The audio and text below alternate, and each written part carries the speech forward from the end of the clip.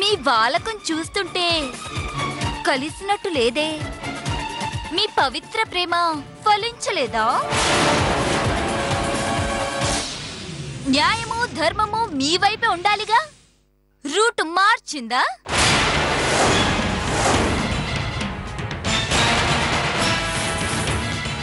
దేవుడి సన్నిధిలో కలవాలనుకున్నారు, కానీ ఆ దేవుడు మిమ్మల్ని ఇద్దరినీ కలవనివ్వలేదు కదా.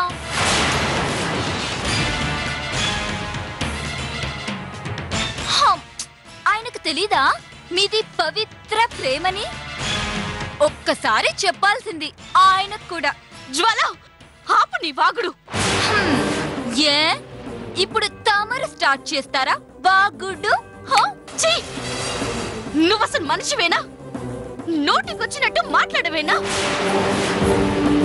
నువ్వు ఆ సింధుర లాంటి నీచ బుద్ధులున్న వారి వల్ల మేం కలవకపోవచ్చు, కానీ ఇంతకు ముందు చెప్పాను, మళ్ళీ చెప్తున్నాను, ఎప్పటికైనా మేము శాశ్వతంగా ఒక్కటవుతాం, కలిసి జీవిస్తాం. ఈ అడ్డంకులన్నీ తాత్కాలికం, వీటిని భరించే శక్తి సహనం నాకుంది. ఎప్పటికైనా గెలుపు నాదే, అది తెలుసుకో. అబ్బా చూడు, నువ్విలా గొప్పలు చెప్పుకుంటూ ఉండాల్సిందే. నీ వల్ల ఏది కాదు, నువ్వు ఏమి చేయలేవు.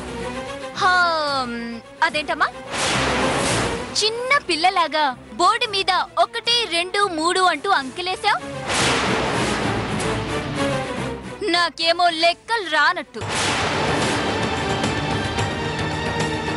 చూడు, నువ్వు పెట్టిన గడువులో ఇప్పటికే 2 రోజులు గడిచిపోయాయి, ఏమీ జరగలే.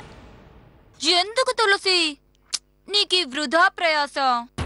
సరే, అనవసరమైన మాటలెందుకు? నువ్వు చూస్తూ ఉండు, నీ కుటిల ప్రయత్నాలు చేస్తూనే ఉండు.